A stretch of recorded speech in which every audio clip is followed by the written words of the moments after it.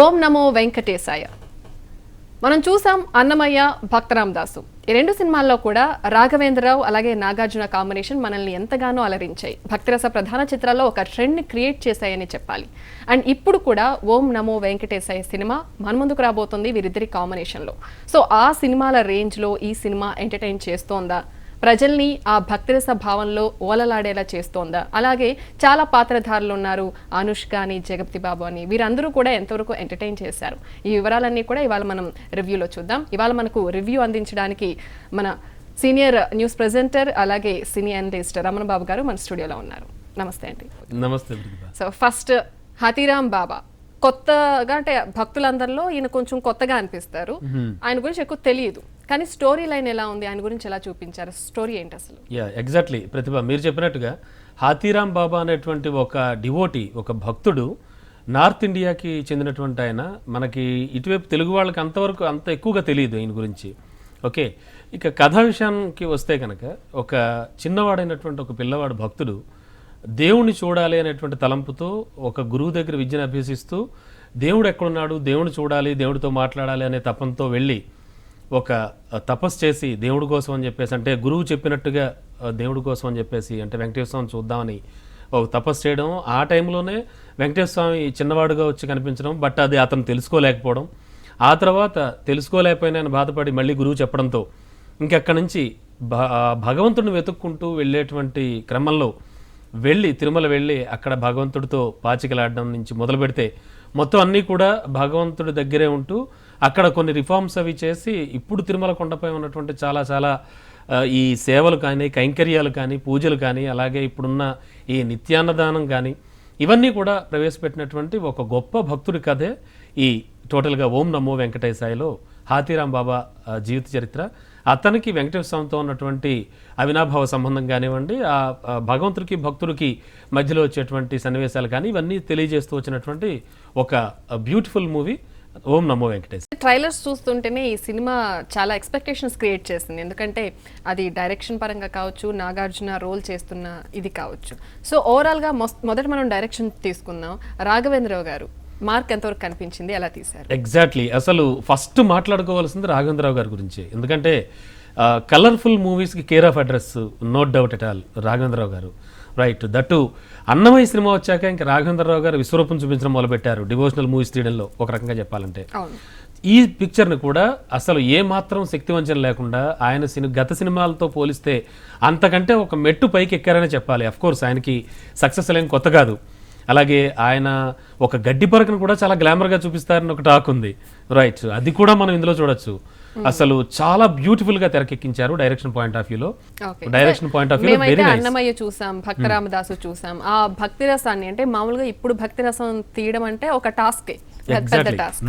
So వాటిని compare చేస్తే, comparison విషయానికి వస్తే మీరు ఎలా చూస్తారు? ఎగ్జాక్ట్లీ, అంటే ఇప్పుడు అన్నమయ్య నుంచి చూస్తే కనుక, దట్టు వెంకటేశ్వర స్వామి భక్తుడే అన్నమయ్య కూడా కాబట్టి, ఈ హాతీరామ్ కూడా వెంకటేశ్వర స్వామి భక్తుడే కాబట్టి ఇంచుమించు రెండు సిమిలారిటీస్ ఉంటాయేమో అనుకుంటారు. కాకపోతే ఏంటంటే, నేను ఇంతకుముందే చెప్పినట్టుగా మనకి తెలుగు వాళ్ళకి, ముఖ్యంగా ఇటువైపు వాళ్ళకి ఈ మొత్తం అంతా కూడా కొత్త కథ ఇది. అందుకని చెప్పేసి ఆ ఆసక్తి, ఆ ఇంట్రెస్ట్ మనకి ఖచ్చితంగా ఉంటుంది. అలాగే తెరకెక్కించడం కూడా జరిగింది. ఆ కథ కూడా మనకు తెలియదు కాబట్టి డెఫినెట్గా బాగా చూస్తాం మనం. ఓకే, మన బాగా ఆకట్టుకుంది సినిమా.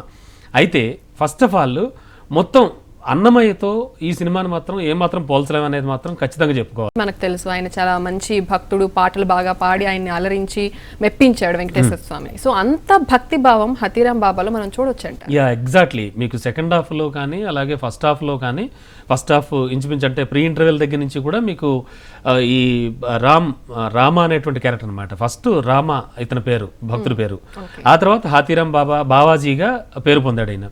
ఓకే, అంటే ఇతను క్యారెక్టరైజేషన్ విషయం చూసుకుంటే కనుక అందులో ఆ టైప్ ఆఫ్లో ఆ జర్నీలో వెళుతుంటే మనం ఖచ్చితంగా ఇప్పుడు తిరుమల కొండపై ఇప్పుడు మనం ఇంతకుముందే చర్చించుకున్నట్టుగా కొన్ని ఒక రకంగా చెప్పాలంటే రెవల్యూషనరీ రిఫార్మ్స్ అనుకోవచ్చు. అంటే విప్లవాత్మకమైనటువంటి అక్కడ కొన్ని కార్యక్రమాలు చేయడం ద్వారా అంటే భక్తులకు క్యూ లైన్ల దగ్గర నుంచి మొదలుపెట్టి స్వామివారికి ఇచ్చే హారతులు, అంటే నవనీత హారతి అని చెప్పేసి ఈయన ప్రవేశపెట్టింది, ఈ హాతీరాం బాబా ప్రవేశపెట్టింది. సో ఇలాంటి చాలా విషయాలు తెలియనివి, చాలా మందికి తెలియనివి, అఫ్ కోర్స్ చాలా మందికి తెలుసుండొచ్చు, బట్ తెలియని వాళ్ళందరికీ కూడా చాలా అద్భుతంగా అనిపిస్తుంది.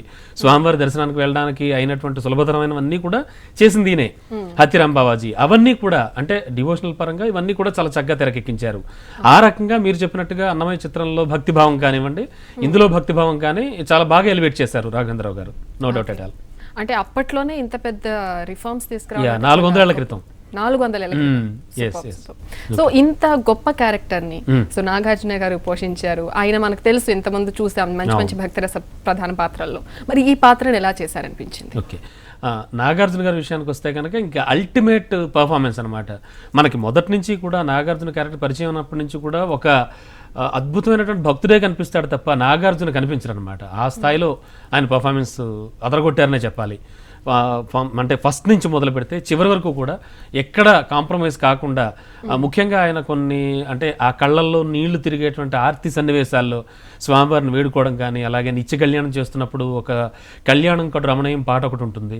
సో ఆ పాటలో కానీ, అలాగే అఖిలాండ కోటి బ్రహ్మాండ నాయక సాంగ్లో కానీ, ఇలా కొన్ని చోట్ల అల్టిమేట్ పర్ఫార్మెన్స్ ఇచ్చారు ఆయన.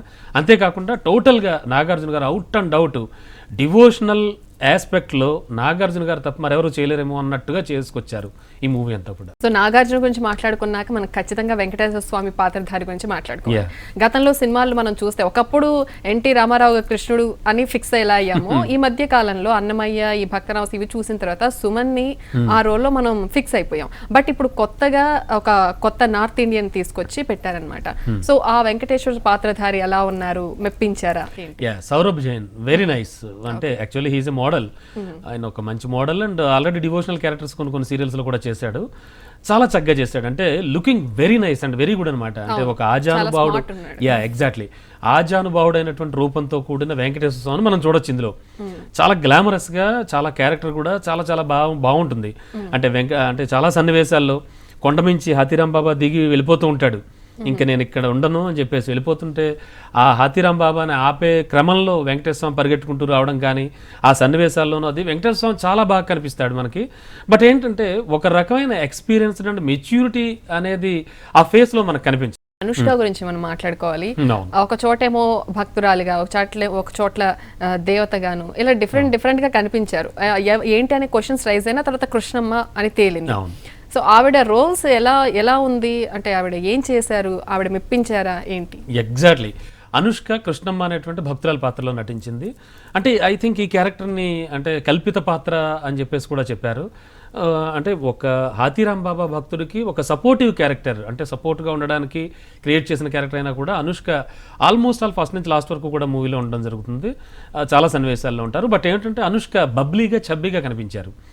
దట్టు ఏంటంటే క్లైమాక్స్లో మీకు అనుష్క పరుగు పెట్టుకుంటూ కొండ మెట్లు ఎక్కేటువంటి సన్నివేశాలు అవి ఉంటాయి. మెట్ల దారకుండా అడవిలో పైకి ఎక్కాలి. అప్పుడు మరీ చాలా భారంగా అనుష్క మనకు కనిపిస్తారు.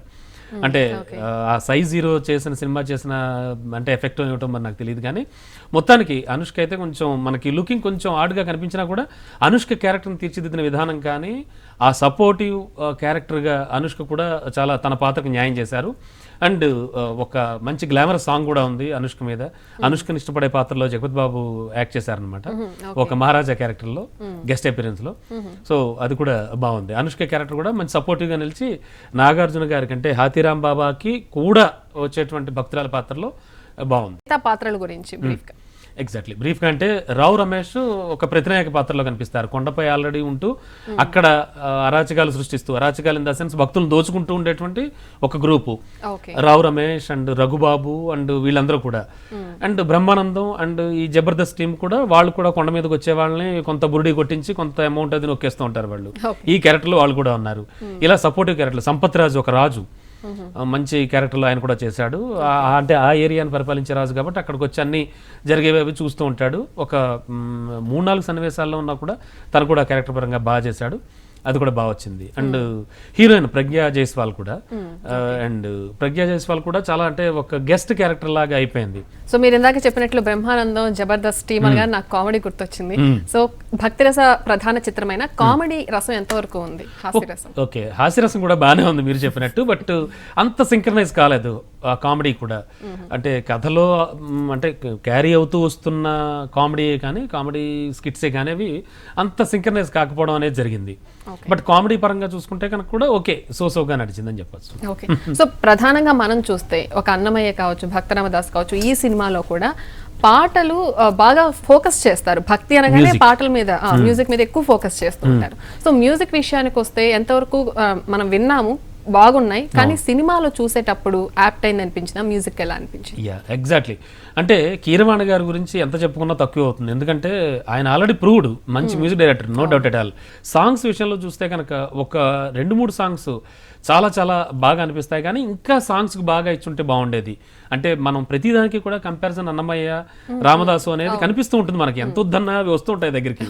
అందుకని వాటితో చూసుకుంటే కనుక సాంగ్స్ కొంచెం తక్కువ స్థాయిలోనే ఉన్నాయని చెప్పుకోవచ్చు. బట్ ఆర్ఆర్ అండ్ ఆ సిచ్యువేషనల్ మ్యూజిక్ ఇవ్వడం కానీ ఆర్ఆర్ కానీ చాలా బాగా ఇచ్చారు కీరవాణి. రాఘవేంద్రరావు గారు అంటే పిక్చరైజేషన్ ఖచ్చితంగా ఒక రిచ్ లుక్ కనిపిస్తుంది. సో అలాగే కెమెరా పనితనం ఎలా అనిపించింది? ఎస్ గోపాల్ రెడ్డి గారు ఫస్ట్ అసలు అల్టిమేట్ అనమాట. రాఘవేంద్రరావు గారి సెలక్షన్ ఇంకా నో డౌట్ ఎట్ ఆల్, మనం మొదటి నుంచి చూస్తూ వస్తున్నాం. చాలా చక్కటి ఫోటోగ్రఫీ, ప్రతి ఒక్క ఆర్టిస్ట్ని అండ్ ప్రతి ఒక్క సన్నివేశాన్ని ఎలివేట్ చేస్తూ అక్కడ ఉన్నటువంటి ఆ మూడ్ని, అంటే మనం ఫస్ట్ మూవీకి వెళ్ళి కూర్చుని సినిమా చూడడం మొదలుపెట్టాక అందులో లీనమైపోతాం ఒక రకంగా చెప్పాలంటే. ఆ టైప్ ఆఫ్లో తీసుకురావడంలో అసలు 100% సక్సెస్ ఎస్ గోపాల్ రెడ్డి గారు. చాలా మంచి కెమెరా పనితనం, ముఖ్యంగా ఏరియల్ షాట్స్ కానివ్వండి, ఆ కొండలను చూపించడం.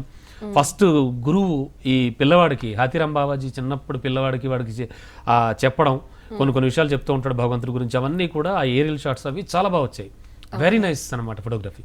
ఓకే, సో ఇక్కడ ఇంకొక విషయం కూడా మాట్లాడుకోవాలి. కాస్ట్యూమ్స్ అండ్ ఎస్పెషల్లీ తీసుకుంటే కొన్ని ఫ్రేమ్స్ లో వెంకటేశ్వర స్వామిని కాళ్ళ దగ్గర నుంచి పైకి ఫోకస్ చేసినప్పుడు ఆ ఆభరణాలు, కిరీటం సూపర్. అండ్ అనుష్క కూడా పాటల్లో అలా చూసినప్పుడు కొన్ని చోట్ల మేము చూసాం కాబట్టి అందులో ఒక పింక్ కలర్ డ్రెస్ లో సూపర్ గా ఒక దేవతగా నిజంగానే చాలా బ్యూటిఫుల్ గా కనిపించారు. సో ఓవరాల్ గా సినిమాలో ఈ డ్రెస్సింగ్ కాస్ట్యూమ్ సంబంధించి కలర్ఫుల్ గా అనిపించాయి మీకు? అల్టిమేట్ అండి, చాలా. అంటే దానికి ప్రధాన కారణం రాఘవేంద్రరావు గారు అని చెప్పుకోవచ్చు. అంటే ఆయన థాట్స్, ఆయన ఐడియాస్, నాకు ఈ ఫ్రేమ్లో ఈ టైప్ ఆఫ్లో కావాలి అని ఆయన అనుకున్నప్పుడు దానికి తగ్గట్టుగా బీభత్సమైన వర్కౌట్ చేశారు, అందులో డౌట్ లేదు. మనకి ప్రతి ఫ్రేమ్ రిచ్ లుక్ ఉంటుంది. మొదట చెప్పుకున్నట్టుగా గడ్డిని కూడా చాలా గ్లామర్గా చూపించారు రాఘవేంద్రరావు గారు. ఈ సినిమాలో అది 100% ప్రూవ్ చేసుకున్నారు. చెప్పాను కదా, సక్సెస్ అయిన కొత్త కాదు, మరో మెట్టు ఎక్కారు ఆయన, నో డౌట్ ఎట్ ఆల్ అనమాట. లొకేషన్స్ పరంగా ఎగ్జాక్ట్లీ, లొకేషన్స్ కూడా చాలా బాగున్నాయి. ఫారెస్ట్ లొకేషన్స్ అవి తీశారు. అండ్ వెంకటేశ్వర స్వామి ఆ టెంపుల్ సెట్ అది వేసి 400 ఏళ్ల క్రితం ఆ టెంపుల్ ఎలా ఉండదు అన్నటువంటి సెట్ వేయడం కానీ, ఆ నేపథ్యంలో వచ్చే సన్నివేశాలు కానీ ఇవన్నీ కూడా చాలా బాగున్నాయి. ముఖ్యంగా ఆర్ట్ డైరెక్టర్ పనితనం గురించి కూడా కిరణ్ గారు చాలా బాగా చేశారు వర్క్. అంటే అప్పటి కాలాన్ని ప్రతిబింబిస్తూ మనం సెట్ చేయాలి కాబట్టి అవన్నీ కూడా వేయడం, ఇవన్నీ కూడా చాలా చక్కగా వచ్చాయి. ఈ సినిమా ట్రైలర్స్ చూస్తుంటే నాగార్జున ఎంతసేపు ఒక కొట్టడం, ఈ ఫైటింగ్ సీన్స్ అలా కొన్ని చూసాం. సో నిజంగా సినిమాలో అవి ఎంతవరకు ఉన్నాయి, ఎలా ఉన్నాయి? అంటే నాగార్జున ఒక హీరోగా ఫైటింగ్స్ ఏం చేయడం, ఆ టైప్ ఆఫ్ సన్నివేశాలు ఏమి ఉండవు, కానీ టోటల్గా కొన్ని సన్నివేశాలు అయితే యాక్షన్ సన్నివేశాలు కూడా ఉన్నాయి ఇందులో. అంటే ఆ కొండ మీదకి వచ్చినప్పుడు ఈ రావు రమేష్ టీమ్ నాగార్జున్ని కొట్టించడం కానీ, అంటే ఈ భక్తుడు దేవుని చూద్దామని అక్కడ కూర్చుండిపోతాడు అనమాట, అప్పుడు వచ్చేటువంటి కొన్ని సన్నివేశాలు, కొన్ని యాక్షన్ సీక్వెన్సెస్ కూడా ఉన్నాయి. అలాగే వాళ్ళు అడ్డుకునే సన్నివేశాలు కొన్నిసార్లు రావు రమేష్ అండ్ టీం, అంటే ఆ ప్రతినాయక పాత్రలో ఉన్న ఆయన కొంతమంది జనాన్ని ఈ భక్తుడి మీదకి పంపడం. అలాగే ప్రభాకర్ కూడా, కాలకేయ ప్రభాకర్ కూడా ఇందులో ఒక మాంత్రికుడు కింద నటించాడనమాట, జస్ట్ ఒక గెస్ట్ అపీరెన్స్. తను కూడా నాగార్జున చంపడానికి రావడం, ఇలా కొన్ని చాలా సింపుల్ గా ఉండే యాక్షన్ సీక్వెన్సెస్ అయితే ఉన్నాయి ఇందులో. మనం డైలాగ్స్ గురించి కూడా చెప్పుకోవాలి. సో డైలాగ్స్ అండ్ మొత్తం మాటలు అన్ని ఎలా ఉన్నాయంటారు? ఎగ్జాక్ట్లీ అండి, ఒక అద్భుతమైన జర్నీ రాఘవేంద్రరావు గారు అండ్ జేకే భారవి గారు. ఓకే, వీరిద్దరూ కలిసినప్పటి నుంచి చాలా మంచి కథలు అండ్ మంచి సంభాషణలు అండ్ ఒక మంచి పాయింట్, అంటే మరిచిపోతున్నటువంటి, అంటే భక్తి భావాన్ని పెంపొందించే చిత్రాలు రావాలి అని చాలామంది అనుకుంటూ ఉంటాం. ఆ టైప్ ఆఫ్ చిత్రాలు రావడంలో అన్నమయ్య దగ్గర నుంచి చూసుకుంటే కనుక అసలు 200% సక్సెస్ అవుతూ వచ్చారు రాఘవేంద్రరావు గారు, భారవి గారు. ఈ సినిమాకు కూడా భారవి గారు రచన అండ్ మొత్తం అంతా పరిశోధించి దానికి సంబంధించి డైలాగ్స్ రాయడం అవి కూడా చేశారు, చాలా బాగున్నాయి. గతంలో ఒక భక్తిరస చిత్రం అంటే వ్రతం చేయడం, మెప్పించడం ఇలా ఉండేది. సో ఆ స్టైల్ ఇక్కడ తీసుకొస్తే ఖచ్చితంగా అది ఎంతవరకు ప్రజలు ఆదరిస్తున్న ఒక క్వశ్చన్ మార్క్. కానీ ఈ అన్నమయ్య అనేది ఒక ట్రెండ్ క్రియేట్ చేశాం. కమర్షియల్ వాల్యూస్ మిక్స్ చేసి ఒక భక్తిరస ప్రధాన చిత్రాన్ని మిక్స్ చేసి తీయడం అనేది అది రాఘవేంద్ర గారు పరంపర అలా కొనసాగుతుంది వారిద్దరి కాంబినేషన్. అండ్ ప్రొడక్షన్ వాల్యూస్ గురించి చూస్తే ఈ సినిమా ఎలా అనిపించింది? సేమ్ షిర్డీ సాయి ప్రొడ్యూసర్ అమర్ గారు దీన్ని ఆయనే తీయడం జరిగింది.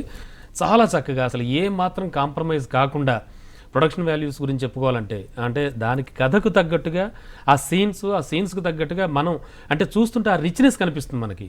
ఆ హాతీరాం బాబా వేసుకున్న ఆశ్రమం సెట్ నుంచి మొదలు పెడితే కనుక ఆ ఇండోర్లో వేసినటువంటి వెంకటేశ్వర స్వామి ఆలయం, ఆయనకి చేసేటువంటి పూజాధికాలు, ఆయనకి ఇచ్చే హారతులు ఇవన్నీ చూపించడం, ఇవన్నీ కూడా చాలా ప్రొడక్షన్ వాల్యూస్ కూడా చాలా రిచ్గా ఉన్నాయి. సో ఈ వీక్ లో ఈ సండేకి ఆర్ ఈ వీక్ మొత్తానికి ఒక మంచి విజువల్ ట్రీట్ అనుకోవచ్చా? ఎగ్జాక్ట్లీ, ఖచ్చితంగా అనుకోవచ్చు.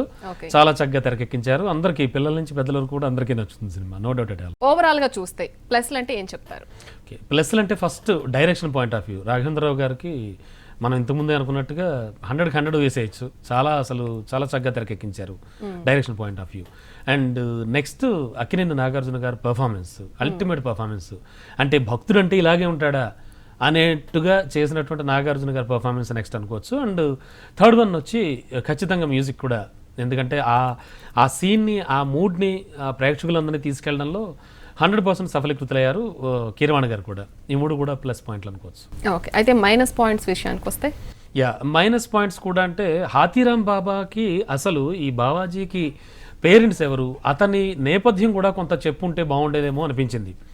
అంటే హాతీరాం బాబా టచ్ చేయలేదు. అంటే ఆయన ఫ్లాష్ బ్యాక్ ఏమిటంటే మీన్స్ ఆ చిన్నపిల్లవాడు ఎక్కడి నుంచి వచ్చాడు ఏమిటి అనేది కొంత చరిత్ర ఆయన గురించి చెప్పుంటే బాగుండేది.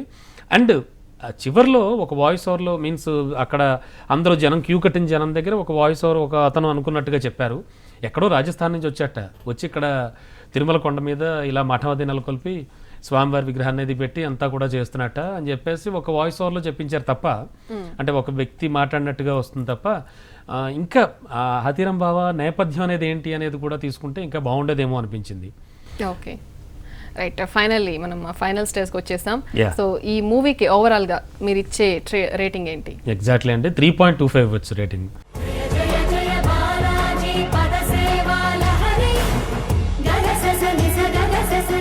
రాఘవేంద్రరావు గారు, నాగార్జున గారు చాలా ఇంటర్వ్యూలో చెప్తూ వచ్చారు ఇంతకుముందు ఈ మూవీకి సంబంధించి. ఖచ్చితంగా తిరుమల మామూలుగా వెళ్ళొచ్చేయడం కాదు, అసలు అక్కడ ఏమేం జరుగుతాయి, ఏమేమి ఎందుకు ఏర్పడ్డాయి, ఎవరు చేశారు అనేటువంటివన్నీ కూడా. అంటే సపోజ్ మనం ఫస్ట్ వెళ్ళినట్టునే వరాహస్వామిని దర్శించుకోవాలి. ఇది కూడా హాతీరాం బావాజీ ప్రవేశపెట్టినటువంటి విషయమే. ఎగ్జాక్ట్లీ. అంటే స్థల పురాణం చెప్పడం అనేది కూడా బావాజీ మొదలు పెట్టాడు అక్కడ ఆ స్థల పురాణం చెప్తూ ముందు మీరందరూ భక్తులైనటువంటి వాళ్ళు కోనేట్లో మునిగి డైరెక్ట్ గా స్వామివారిని దర్శించుకోవడం కాదు, ఫస్ట్ కోనేట్లో మునిగిన వెంటనే వరాహస్వామిని దర్శించుకోవాలి ఎందుకంటే అని మళ్ళీ ఆ కథని ఒక పాట రూపంలో చెప్పడం. ఇలా మొత్తం కంప్లీట్ ట్రీట్ గా అంటే తిరుమల వెళ్ళిన వాళ్ళకి ఓహో ఇది ఇందుకా అంటే అఫ్ కోర్స్ మీరు కూడా చాలా సార్లు వెళ్ళి ఉంటారు, నేను కూడా చాలా సార్లు వెళ్ళాను. బట్ అంటే మనకి తెలియకుండా మనం చాలా పనులు చేస్తూ ఉంటాం, కానీ ఇది ఇందుకా అనేది తెలిసిన దగ్గర నుంచి దాన్ని ట్రీట్ చేయడం వేరుగా ఉంటుంది. సో ఈ టైప్ ఆఫ్ ఫీల్ అయితే ప్రతి ఒక్కరికి వస్తుంది. సినిమా చూసిన తర్వాత అసలే తిరుమల రద్దీగా ఉంటది, ఇంకొంచెం రద్దీ పెరుగుతుంది అనలో ఆశ్చర్యం లేదంటారు. సినిమాకి అలాగే తిరుమలకి రద్దీ. Exactly. Right, thank you so much Ramana Babu గారు. థ్యాంక్ యూ అండి. ఓం నమో వెంకటేశాయ రివ్యూ చూసాం కదా. మరో భక్తిరస ప్రధాన చిత్రం చిన్న పిల్లల నుంచి పెద్దవాళ్ళ వరకు ఫ్యామిలీ మెంబర్స్ అందరినీ ఎంటర్టైన్ చేయడానికి మన ముందుకు వచ్చింది అందులో ఎలాంటి సందేహం లేదు. సో ఈ వీకెండ్కి అలాగే ఈ వీక్ మొత్తంలో కూడా మనకు ఈ మూవీ మంచి విజువల్ ట్రీటే అవుతుంది. సో అందరూ కూడా ఎంజాయ్ చేయొచ్చు. ఇది వాళ్ళ బొమ్మ బాగుంది కార్యక్రమం. నమస్తే.